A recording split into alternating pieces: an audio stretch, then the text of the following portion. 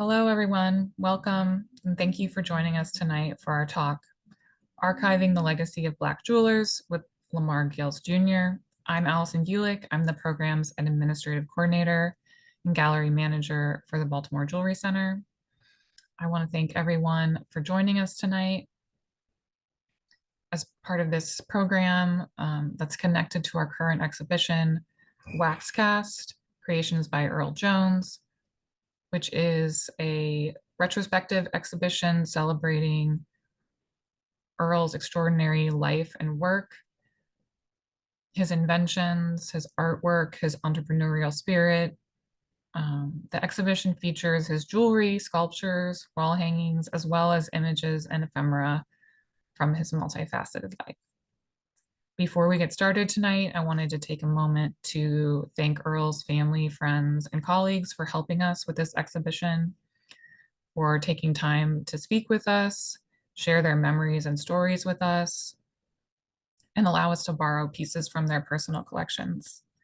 I also want to thank the William G. Baker Memorial Fund, who are the creators of the Baker Artist Portfolios, for their support of this project. If you're interested in hearing more from Earl's colleagues and friends, you can listen to our full interviews on the exhibition's Bandcamp page, which is Waxcast Creations by earljones.bandcamp.com. I also want to note that we have 2 upcoming programs in connection with this exhibition. At 7 p.m. on Thursday, August 7th, we'll be doing a curatorial talk here at the BJC. That will be me and my co-curator, Elliot Keeley, speaking about this project and how it came to be. That will be a live program, so in person, but we are going to record it and try and share that with you at a later date. And we also have the exhibition's closing on August 8th from 5 to 9 p.m. And we hope that if you're in the area, you will come out to that. There's no need to RSVP for that. Just show up and enjoy the evening. And I want to go ahead and introduce tonight's speaker. Lamar Gayles is an archaeologist, curator, technical art historian, and scholar of material culture from Chicago. Lamar is a PhD candidate in preservation studies at the University of Delaware, and he holds an MA in museum and exhibition studies and a BA in art history, archaeology, and ethnic studies. Lamar is the archive and collections manager at Southside Community Art Center in Chicago and is the former executive director of Union Street Gallery. His work focuses on Black American material culture from the 17th to 21st century using interdisciplinary research methods. So let's all give Lamar a round of applause from our respective homes. We're excited. Yay! So I'm going to talk today about archiving legacies of Black American jewelry. This talk is different than some of the other ones I've done in the past. This particular one I'm utilizing to talk through some of the methodologies I utilize when discussing Black American jewelry, and also trying to tease out some expanded histories from makers that might not have an expanded biography or expanded monographic presence in the artistic communities yet. Some background on myself. Allison did a great job introducing me. I'm really a person who's always been interested in material culture, especially material culture from the Black community. I was trained at St. Olaf, then I went to UIC, then I went to University of Delaware. And throughout my academic journey, I've always been fascinated by jewelry, but also the visual contributions of Black Americans. And when I was an undergrad, I think I realized there wasn't a lot of documentation around Black American jewelry, so I wanted to enter that field and think through ways of contributing and expanding the discourses around makers who were in that canon. And it led me to this major question: how do we preserve Black American jewelry? And it's a very mixed pronged question, very broad in some capacities, because there's a variety of methods we can utilize to study and also preserve Black American jewelry. But this question has really led me to think through more expanded questions as well. Like for instance, how this work might relate to other avenues and other media within Black visual culture, but also how we can also utilize these methods to look at jewelers from different marginalized communities outside of the Black diaspora as well. But here in this image below, we have an example from O.P. Untrack's book, Jewelry Concepts and Technology. It was a major text that was utilized in a lot of academic metalsmithing programs, especially in the late 20th century, even earlier in the 2000s.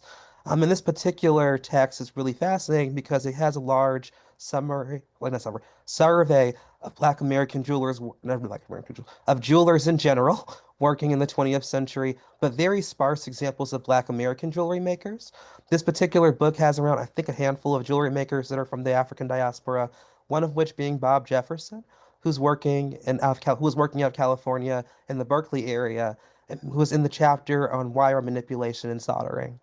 Looking into Untrack's book and a lot of other survey books of metalsmiths in the Americas, I noticed that there weren't a great deal of biographical references for Black American jewelers, and it led me to ask this question and think through different methodologies that we can utilize to expand these individual persons. I would say references, but also what we know about their backgrounds and thus their practices and overall contributions. I divided this talk into a few different sections where we'll talk through different sources we can pull material and information from. The first section is going to be thinking through periodicals, newspapers, correspondences, advertisements, and printed media. One of the most prevalent black jewelers discussed in the canon is Winifred Mason Chenier. She was a jeweler born in the 1910s, around 1912 or so in Brooklyn, New York, and she attended New York University, where she earned a bachelor's in English and also a master's in education. Winifred Mason's considered the earliest founded, or the first Black woman to establish international jewelry business in the United States. She also had a storefront in a factory in Haiti.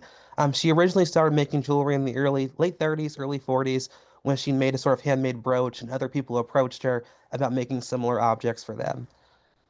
Winifred is really fascinating because after she started making jewelry, she made a jewelry storefront in New York City, but then she won a Rosenwald grant to study Haitian visual culture and traveled to Haiti to produce jewelry inspired by Haitian visual culture, where she first encountered Haitian voodoo veves.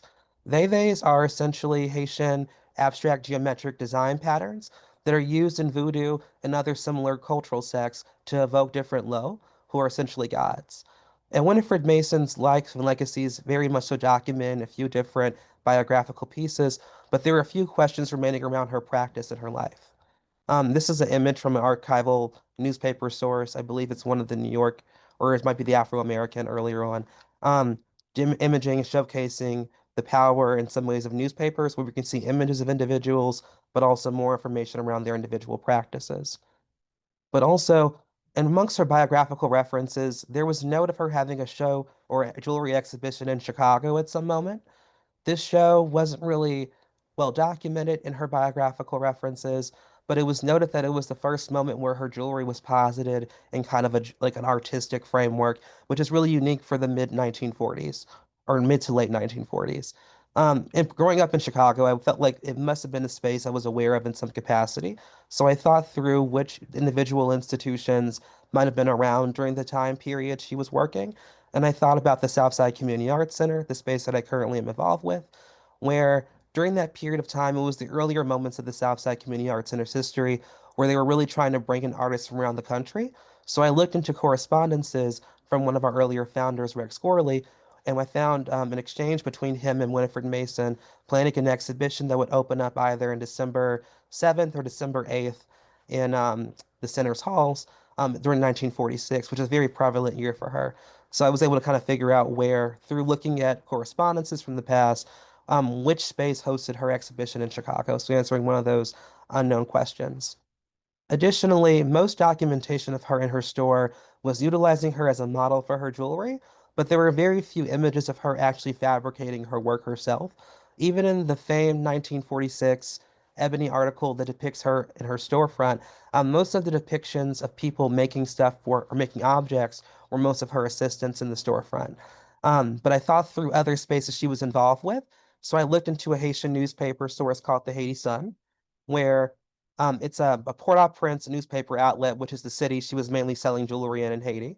And I thought through sort of utilizing like basic search methods, like referencing her name, but also referencing the name of her husband and her brand, Chenet de Haiti. And I found images from a newspaper article from, I believe, 1951, a few years before she moved back to America, depicting her making jewelry in her studio, utilizing a torch. And there's a few other images in that article that I found very impactful to display her practice and her actually being the one to make her jewelry. Additionally, I was looking at zines and other form of printed media as well. In the 1950s, before she closed her shop in Haiti and returned to the United States, she produced maybe a 4 by 3 small zine-esque object that I was able to locate. And inside of it, she had most of the design references that she would use for her jewelry to sort of help clients purchase it.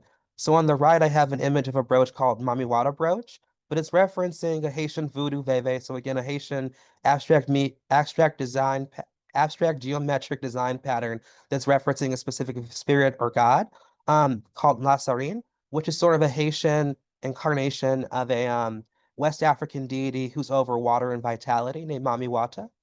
You can see the image.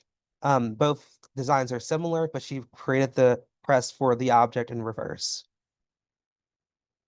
Another artist that the printed media methods have been really helpful in identifying information around was Bob Jefferson. He was included in Evangeline Montgomery's earlier Black American craft exhibition, Black California Craftsmen, in the late 1960s, early 1970s. But also Jefferson has a piece or a work in a few different museums. The one on the right is an image of a piece from the Museum of Art and Design in New York City. I had a chance to do a conservation project on this object a few years ago when I was an undergrad. And not undergrad, sorry, in graduate school while I was preparing to write my dissertation. So it feels like a long time ago, but it's more recent. I've been interested in the piece for a long time. When I was doing research on the object and looking at it in person, I noticed there really wasn't a hallmark, or if there was one, it was very faded from the object itself. And Jefferson does not have a great deal of work in different museums. The other museums also had hallmarks that were rather faded, or if they were there, you really couldn't see them anymore, even with microscopic imaging. So I looked through different advertisements of the past, and I noticed that in a 19, I want to say 65, 67 article, or an article advertisement, that he has his business card listed here for his Berkeley store. And in it, you see a small ring at the upper left corner that has a BJ 14K. In that storefront, he was known for creating handmade, unique handcrafted 14K jewelry. And he most likely then signed his jewelry, the ones that were signed, with a lowercase bj, like it's inscribed within the ring within the image, which is really fascinating to see. Another reference to is thinking through articles of persons surrounding artists. Another artist closer to Baltimore than me in Chicago, but in Philadelphia instead, is Russell Farrell. He was a jeweler working in specifically in Philadelphia, but he moved to Florida, then Georgia. And Russell was really inspired by his first wife's practice as a jazz singer. And I think this is really captured within this article that really references her, but also ties her to him and captures her wearing a pair of earrings that he created. Additionally, on the right, the other images from another article referencing how he and his shop really helped to revitalize a specific part of Philadelphia that was really going in some ways dilapidated or kind of becoming underutilized. And in his space, he educated a few different jewelers who are still working in Philadelphia today. The printed media methodologies and looking into those sources, they're often within archival spaces, institutions, museums, and even spaces that we could think of how do you say it? They just kind of house records, like schools sometimes have them. A lot of variety of spaces have special collections, but there's a variety of material and information that's really only available through interviewing and talking through people, having a collaborative methodological framework where you can speak to individuals who are involved with this specific maker or was in community with them or around them in some capacity. And I found that oral historical methods were the most useful and the most pertinent in adding detail and nuance to individual persons' backgrounds. And oral historical methods are a fancier or academic way of saying interviewing that's done with a more personalized intention. Most interviews you might see for specific like magazines and stuff like that might be more pointed. Oral history really allows the interlocutor or the person being interviewed the ability to think through what they want to talk about revolving around a specific topic. You ask broader questions. You ask questions that are less pointed, and you allow the conversation to take shape to what it is. And you also consider, I would say, empowering the interviewee in the process of of information generation, thinking through how their responses can be sort of a very key point in revealing information around a specific point, a specific individual or subject. Um, yeah. And I also think that interviews in some ways can be very pertinent because some artists, especially artists working in Black jewelry and other marginalized artists working throughout different media, sometimes there's not a great deal of written biographical information, but there's a strong proliferation of their impact amongst like the oral, I would say the social scene that they were a part of, the descendants they have, or even the individuals they impacted in life. We're going to talk through some more of my bailiwick. A different methodology that's more physical that I utilize to study Black jewelry is our conservation and scientific methods. These methods really range from chemical testing to microscopic imaging, utilizing microscopic photography and microscopes, um, doing elemental testing to reveal the composition of metals, and even detailing different things to understand how to better physically preserve objects, but also reveal how artists created their works. This image here is a piece by an artist named Akosua Bendele. Akosua is an artist who was working mainly in Chicago, but then she relocated to the Carolinas, and where she currently still works today. Akosua is known for creating these really beautiful, I would say, abstract objects that utilize etching on their surfaces. It's a very small object at the bottom, I know. But the technique that I used to do more research on her object was microscopic imaging. Akosua was known to never really utilize a hallmark or a signature on her work, so I was looking microscopically to see if I could find any fingerprint or any kind of identifying markers that would distinguish her work from other people's. And one thing that I did note that was fascinating was her utilization of tin solder, and accompanying with like sort of copper base, which is fascinating. And it created over time on the back of this object a verdigris kind of residue corrosion product on its back, probably prompted by a person wearing it over time. Looking at information like this reveals that the object was very much so worn by the person who purchased it, but also that some of the processes she might have utilized in her practice might have over time contributed to like the metal having this sort of corrosion pattern on the back of it. Um, the front of the object was very much so intentionally layered, but also intentionally chemically worked, but the back of the object received less treatment. So it probably makes more sense that it reveals more, I would say, like marks, or how do you say it, scars of the past of it being produced into an object.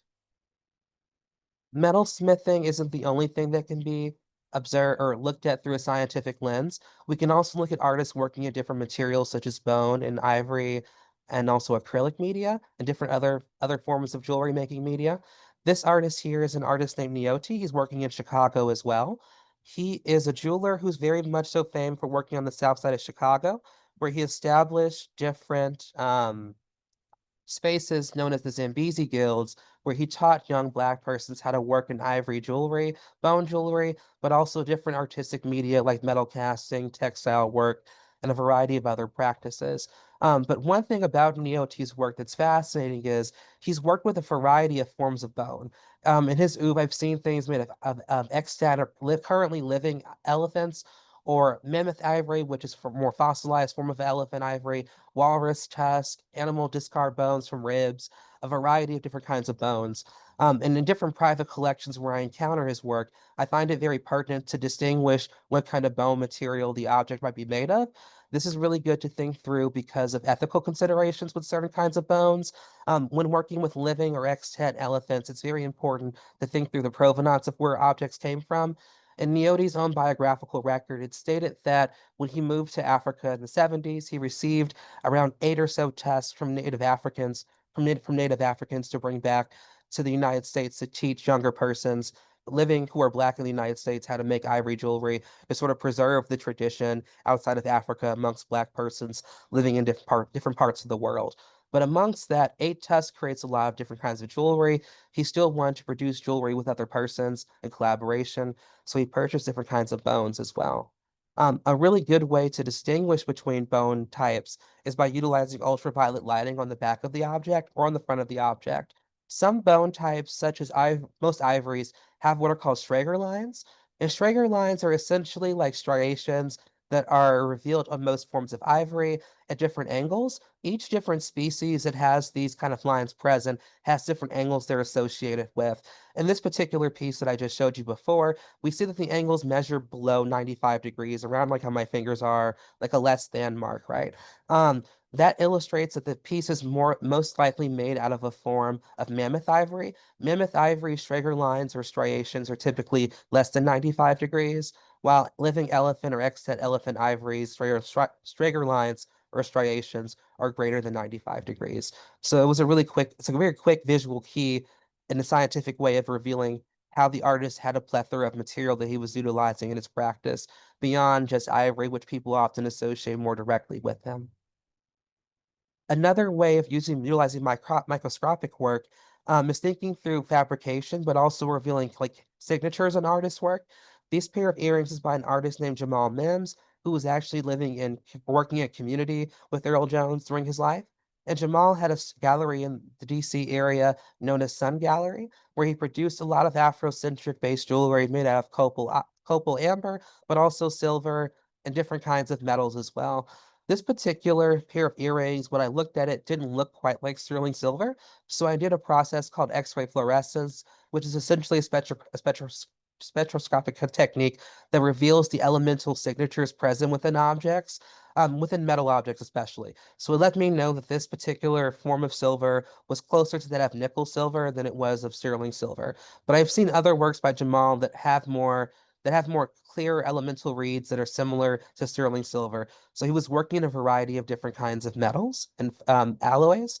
And most likely he actually synthesized this alloy in-house because it wasn't similar to any other prefabricated alloy type um, in the field at his time of operation. Additionally, microscopy can reveal how materials change or might differ among surfaces. Thus, like their topographies can be better seen. On the left-hand side, you see the strong detailing of the Queen Igia mask earrings. And you can also see areas where layers of corrosion are occurring in thicker waves than they are in certain areas. A lot of the inundations and the crevices are having corrosion form, as well as the more pronounced areas like her nose, while other areas like her eyes are not really corroded or experiencing tarnish as fast. Another object that scientific thinking has helped me sort of think through was this band ornament by Russell Farrell. This object was created and purchased by the owner who knew it was worn at one point for something, but they forgot what it was worn for. They bought it more as house display. But it turns out that the object most likely was made as a band ornament for his first wife's band. Rachel Farrell, who was Russell's first wife, was a famed jazz singer who had a variety of musicians in her band, including a bassist and a few guitarists. And looking at the back of the object, you see a lot of fire scaling, but you also see a great deal of different kinds of corrosion products forming. And this is most likely prompted through the sweat of a person would accumulate on their chest while wearing a band ornament in a very active live jazz performance. Additionally, we get to see at these different joining areas how corrosion is affecting the different kinds of metals, exacerbating some areas where there's fire scaling already present, creating kind of a kind of a scattered effect on the very bright brass front, aiding in the tarnishing of the metal as well. And we can even sort of see in some areas where the silver solder that affects some of the copper and brass components is starting to corrode or tarnish, while the brass and copper aren't tarnishing as much, which is fascinating. Additionally, helps thinking through with scientific thinking, some of the methods, or not methods, some of the gemstones and other materials artists use. And I use a technique called Raman spectroscopy, which is a very common technique used in gemology to identify different kinds of stones. In the 20th century, a lot of artists, especially studio artists working in jewelry, often utilized semi-precious stones. But I knew that in that time period, synthetics also rose on the kind of track record amongst artists' radars. So I wanted to be able to differentiate what was a natural stone that was untreated versus what was treated. And I would say the product was the reddish stone in the piece was a carnelian that was untreated. The sodalite piece was untreated, which is the blue stone. The white small stone was a piece of mother and pearl, which is a synthetic. And the green was actually a piece of glass that was colored to mimic malachite, which is really fascinating. Another practice that kind of extends from scientific thinking, but similar to it and expands also thinking through people's signatures, and thinking through attributions with work as hallmarks and signatures. A lot of artists working in jewelry utilize hallmarks, obviously, to inscribe their names on jewelry, but also I think to reveal aspects of how they want their clientele and different persons to perceive their practice. This is a piece by another Baltimore artist named Lynday Jordan. In life, he was known as Linwood Jordan as well. His full birth name was Linwood. But I found it enlightening in some ways that during the 70s and 60s, when he was kind of at the height of his visual career, we see him produce a lot of jewelry that is signed with his short nickname Linde, which I think has more of a sort of a Black American kind of cultural read outside the name Linwood, which might have been a name handed down over generations. And I think that, again, seeing a hallmark within jewelry, we get to see how an artist wants his or her work to be inscribed. Some artists are hand filing their names onto pieces, other people are using stamping methods, and other people even cast works that have their names kind of associated in the casting process.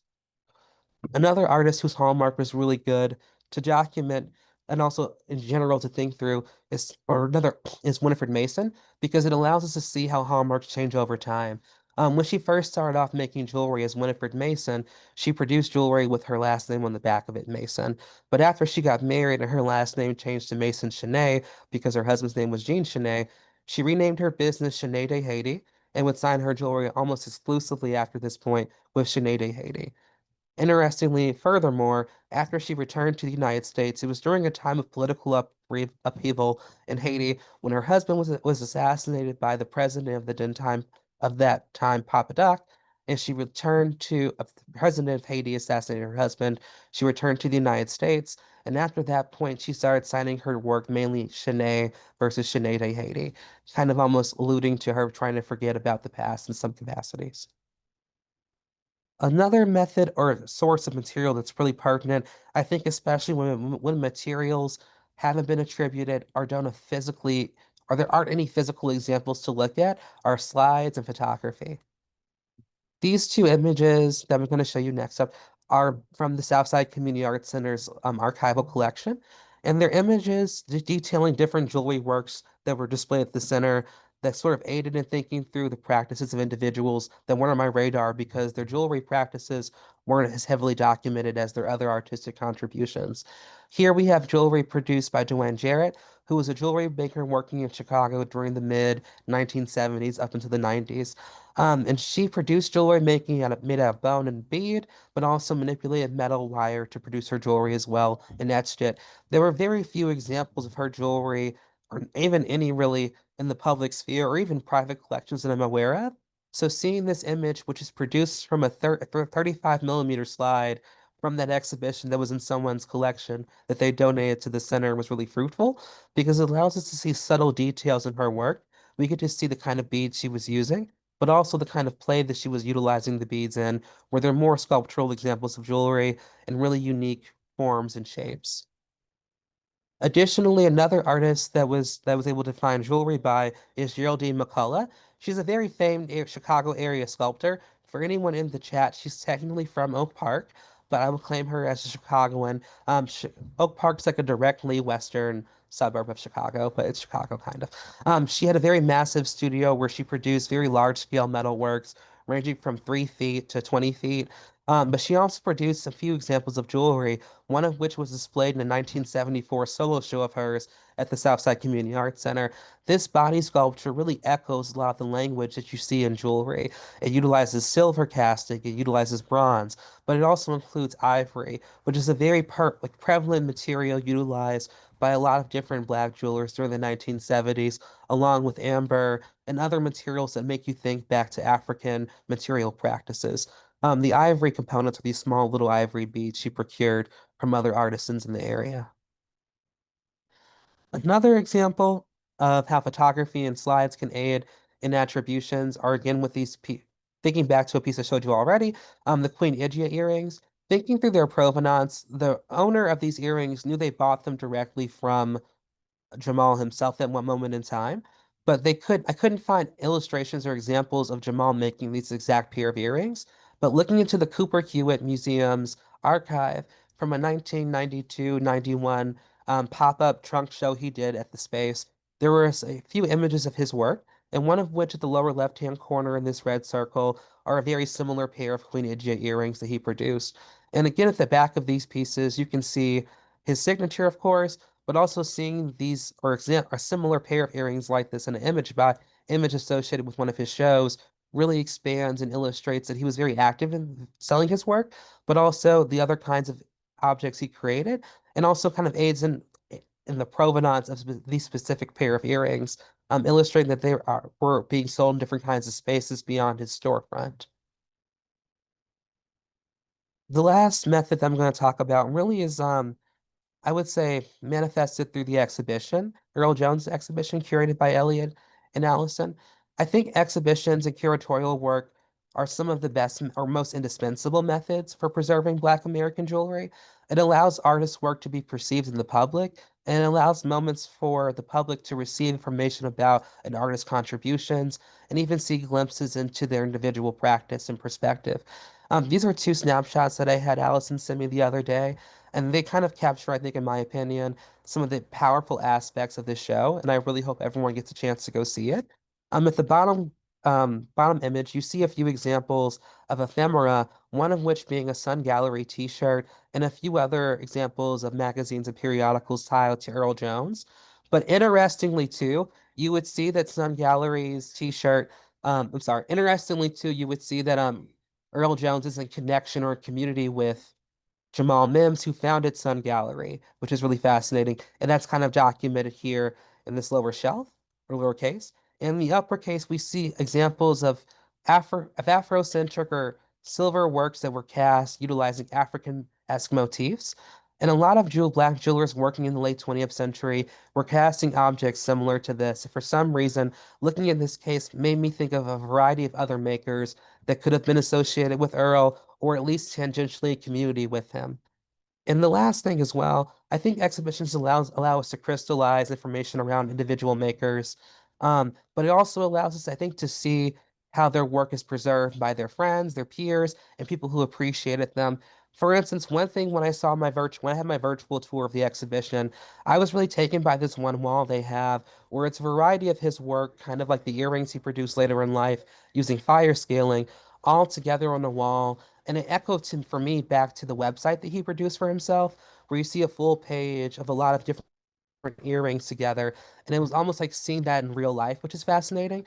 So I think in some ways, exhibitions allow us a variety to utilize these methods in a crystallized form, but also allow us to think through how these methods can manifest.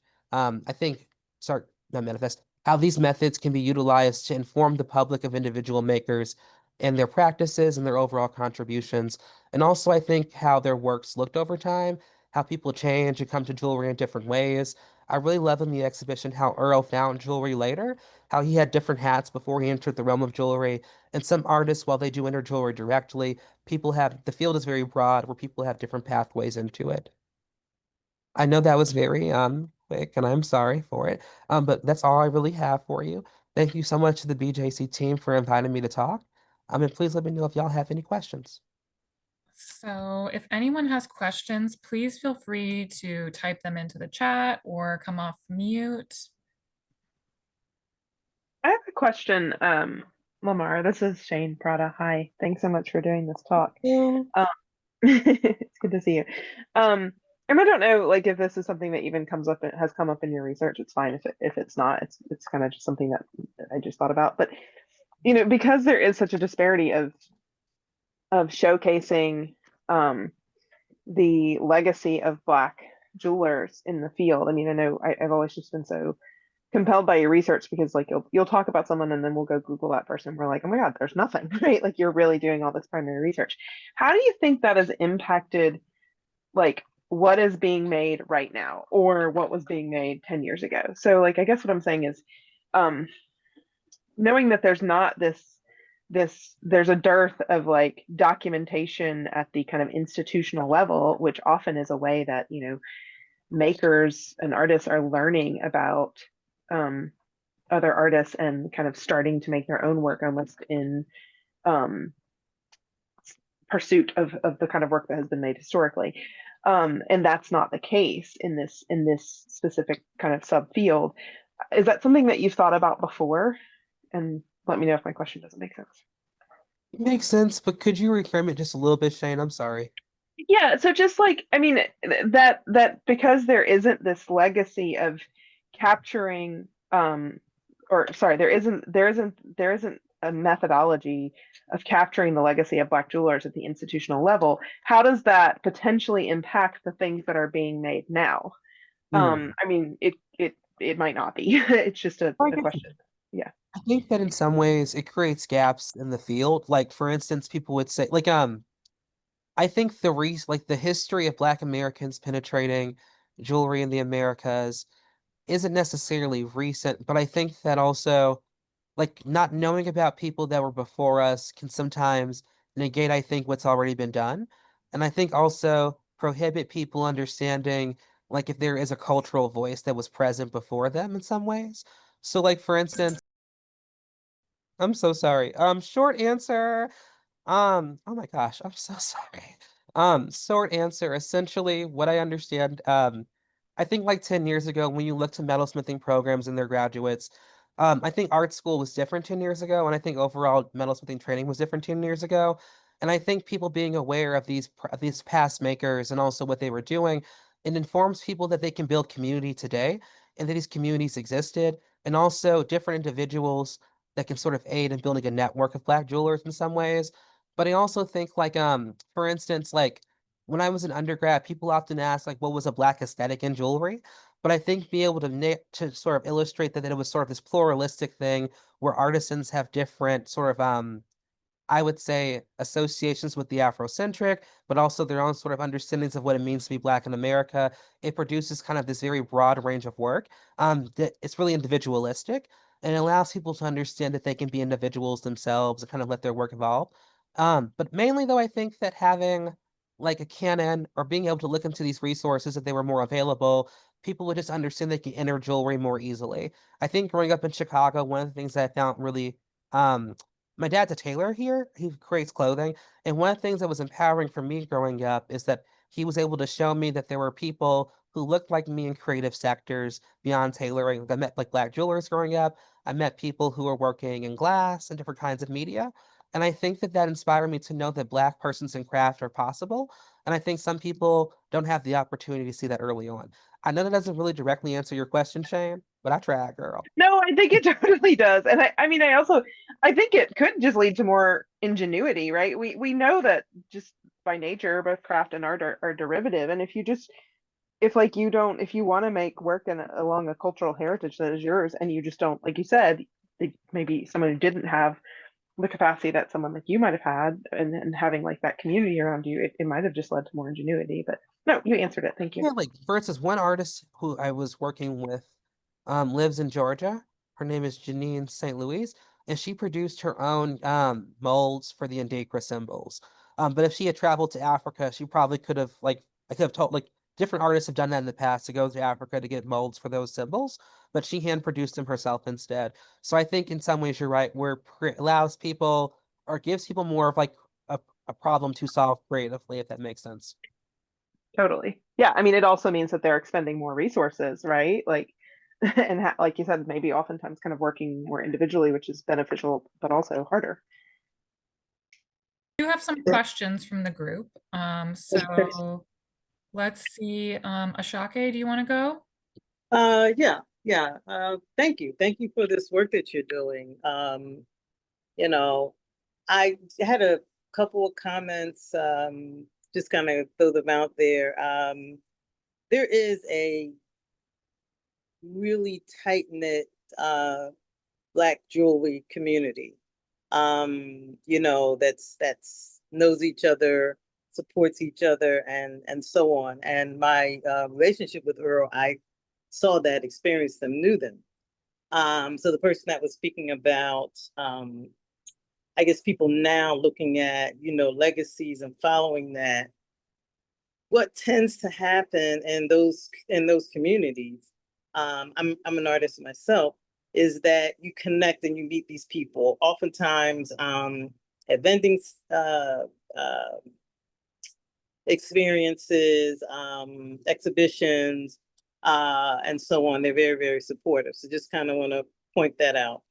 The other thing I wanted to ask is, Because you mentioned Okosawa, who's still living, um, and Russell Farrell, who I remember his work because he and I were here in Philadelphia exhibiting at some place, Head Out Square, which is, and I remember that whole move, which I won't get into. Have you gotten primary sources for your research and talked to the jewelers? And then the other thing is, because I heard you reference Chicago, is your research Chicago specific? So yeah. First, my research is really not Chicago centric. I'm just living here right now. And Okay. born and raised. So a lot of my framework is fueled here in some capacity. It's like my launching point, if that makes sense. Um, Okay. Additionally, I have interviewed some of the jewelers like Akosua, Mhm. a few other individuals as well. But I think Mhm. that when it comes to persons that have passed on already, I tend to gravitate towards interviewing their relatives. Like for instance, with Jamal Mims, I interviewed Rashida. Mhm. With Russell Farrell, interviewed his second wife and some of his descendants and some of Mhm. his cousins. Um, and even for like other people like Winifred Mason, where she doesn't have a very public, who was working in New York, who doesn't have a very public like family descendant line, I was able to interview the descendants of her students and ask Mhm. them what were her memories, what were their memories of her, but also their relatives' involvement with her shop. So in terms of firsthand sources, those, but also the thing that's been really good are friends of artists has been really useful. Like you were saying, a lot of artists are working in community with each other. They were showing at the same fairs together, or even showing at the same exhibitions together. And I think that created sort of this broader network across the country in some ways, where you Mhm. see people working like in Philadelphia and DC who know people working in Chicago or even the West Coast, which is more broad or further away. I also wanted to say this. I'm going to end the chat. I'm going to send you a resource of someone who has a lot of information, worked for the Smithsonian, is doing things around Black craft. So if Please you're do. not familiar with them, I'll share a great organization. Please do. I appreciate you. Thanks, Ashake. Mhm. How about Kayla? Um, um, I wanted to ask, especially in regards to like the art style, and um, I wanted to ask, like, during that specific time period of like the 70s, 80s, were most of the jewelers during that time, even despite them being from different areas of the U.S., did they tend to mainly be influenced by that kind of very distinct West African abstract design? And I mean, like outside of Winifred, who got her some influence from Haitian culture, which I think was very visible in that Mami Wata ring. What other, or if any, were there any other artists who had different cultural influences, or maybe had, yeah, that's the question. Yeah. Sure. I think that broadly, there were definitely some Black artists who were working in jewelry who didn't produce work that was directly pulling from West African visual canons, even back then. One of them is on the call right now. I would use as a reference in some capacity, Lisette Thierry, who's producing work pulling from different cultural regions, but not necessarily one sort of static African culture. Um, I think a lot of artists were pulling from West Africa specifically because at that time period, you think of Black studies, African American studies, a lot of research fields focused on Black persons were emerging, but also a lot of people were traveling directly to West Africa to work with these artisans working in these different communities. So, for one example, Jamal Mims, he traveled to, I believe, Senegal, to learn their form of filigree. I think it was Morocco or Senegal. It may have been both, y'all. But he traveled to parts of West Africa and Northern Africa to learn filigree work from indigenous African filigree necklace makers. I think they were making these crosses there. He incorporated it later into his own goldsmithing. So in some ways, I think people are pulling from what they knew or what they were acquainted with. But you even see some individuals traveling to Egypt, which is like, I think in today's canon like less associated with that framework, but in that time period, all of Africa was kind of seen as our places to go. But for physical example, like Ray Sekou Ra, who's working in like Alabama, he never like went to Egypt to learn jewelry, but he pulls from a lot of Egyptian material culture in his own jewelry. And additionally, I think a lot of artisans are kind of again referencing like utilizing their own personal perspective Some people are very tied to that sense of Black nationalism in some capacities or Black cultural expression tied to Africa. Other people are really trying to expand their own perspective beyond West Africa as their lived experiences in the Americas. And people like Winifred Mason are pulling from specifically like Haitian visual culture. But there's a few artisans I can't think of off the top of my head who are pulling from some indigenous specific traditions. And they were working out of the Arkansas area. But I can't remember their specific name, but it's like a family pool working in a tradition like that there. And there's a few artisans who've traveled to different countries overall. Like contemporary makers often might travel to different countries to be informed by the metalsmithing practices happening there. And I think even back then it was similar. Like someone who is in the Midwest working in Wisconsin or Michigan was Ron Lancaster.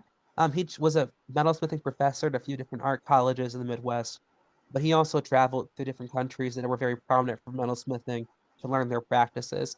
And also, lastly, not to keep talking so long-winded, Bob Jefferson, I think, learned most of his jewelry training outside of the United States and Italy. So some people were going to very large, main, hegemonic spaces to learn jewelry. Other people are going to more cultural spaces that they feel are more in line with their values and valuing who they are as individuals. And other people are just trying to learn what they can learn to make what they want to make. Yeah. And do you think that like during that time, especially it being during the 60s and 70s, do you think that a lot of the revolutionary politic going on during that time had an influence on a lot of those artists choosing to um, kind of reconnect with that West African style? Yeah, so like in artist writings, you see like people moving their families to Africa, moving out of country with their partners, or even just uprooting their life for a few years. People do often return, but it does read like there is this practice of going there to receive information and knowledge to bring back to people here. And I think that was directly fueled by the expanded sense of cultural self that emerged out of the Black Power movement. People really trying to bridge beyond being like, what does Black American mean? Other cultural groups in the United States have like direct roots they can kind of point towards. But being Black American or African American is a very like broad statement because some people have more direct ties to their African roots or their African diasporic roots, while other Black Americans, especially those descended from slavery, kind of had that sort of disconnected moment where like not a lot of us know which countries our ancestors came from. So I think while those things were being questioned during the Black Power period, a lot of people I think travel to Africa to answer those questions, almost Yeah. like Roots, like the book Roots questionnaire kind of thing. Yeah. Hmm. Thank you. We have another question from Adrian. Hi, hi Lamar. It's nice to see you. Um, I'll try and keep it short, but I have a couple things. First, I want to say that I've talked with you about your research at different points over the span of the last few years. For anyone who doesn't know, I'm the editor of Metalsmith. Lamar has published an article about his work on the Bob Jefferson piece that he showed in his slide, and I'm always so impressed every time I see you talk that there's always new sources that you're finding and that you're sharing in these talks. And so there's, even though like the depth of your research just continues to get deeper. And I guess a question I have for you really is, what are your plans for this research that you're doing? How, if any, to share this research more broadly with the jewelry community and with the conservation communities, et cetera? Like, I don't know what you're doing with all this research. It needs a home. It needs to be shared more broadly than this small BJC audience that we have here. Thank you so much. I really appreciate that.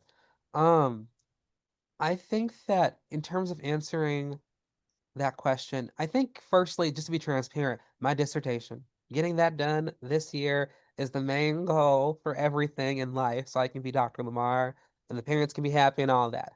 But secondly, I think writing like a long scale book about the topic sounds fascinating to me, but I do think it's not hard, not necessarily hard, but I think it's important for multiple people to tell that story. So I think after my dissertation is done, I'm going to try and collaborate with different scholars, like Sebastian Grant, who's on this call as well, to work on a longer scale text together as a group kind of thing, to think through different aspects of this canon as a group. Because I think different scholars who are working in this field have different things to contribute overall. And I think we can all kind of work together to tell a holistic story. But in terms of resources that are that can become more readily available for people, I think after my dissertation, which will be done around September, hopefully, fingers crossed, right? I see myself making resources that are like how do you say, like free, available online, that can be shared through different platforms to different people, making different bibliographies for people to pull from, but also source lists for people to look into. Um, and I do love how Instagram is not an archival space, but I think it can be really useful for, I think, syndicating information in some ways. And I think it can be really useful for sharing information with people. So I love some of those new archival, like archive pages popping up, sharing historical information about people. And I think like a platform like that might be useful for getting this information out there as well. Thank you. I'm excited to see what happens. And I see Shane is in the comments saying, yes, let's find someone to fund it. And I am on board for that. So let us know when you're ready to do the GoFundMe for your edited volume that you and Sebastian are going to put together. No pressure. Okay. Thank you. I saw we also had a question from Jay Taran in the chat. And the question was, do you have any advice for living contemporary Black makers to make sure their practices are documented and archived? And yes, that's a question that I probably should have answered more directly in my talk. I think for living people today, it's really crucial to define what documentation looks like for you. If your work is inherently visual and process-based, taking photographs throughout a practice is really important. Um, and I also think that having those moments where if something is very like stand out in your career, having a space or a place where you document that for yourself is crucial.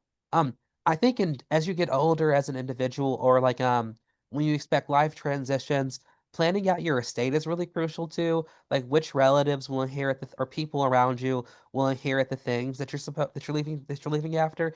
Like I loved how Allison and Elliot became caretakers of Earl's work and made sure that his story didn't pass on with him, that it lives on today and really influences people living in Baltimore, but also more broadly beyond. And I think that's a really important thing to do is to make sure you have someone or people in your life that can take care of your things after. But during life, one of the places that I love seeing was Helen Drutt's house because Helen has created the best home archive I have ever seen in a home space. And I think the thing that sets hers apart is how organized it is.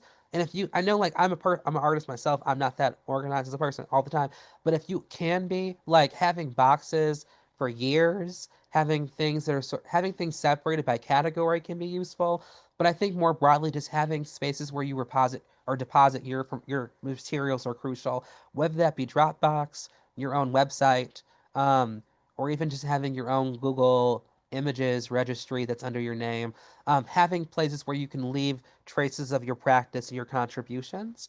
And I think also I want to task artists more to write about their work, like share more about what they're doing and making sure there's clear documentation of how they're thinking throughout their life. That way, no one can misinterpret what you were doing later on. We did have a question from Margaret. Oh, I was actually working on answering that one, Allison. Go for it. Just based on interviews Margaret's question was that you showed earrings created by Earl that looked exactly like the earrings that were created by Jamal. May I answer? They're the same mold. Yeah. May I answer?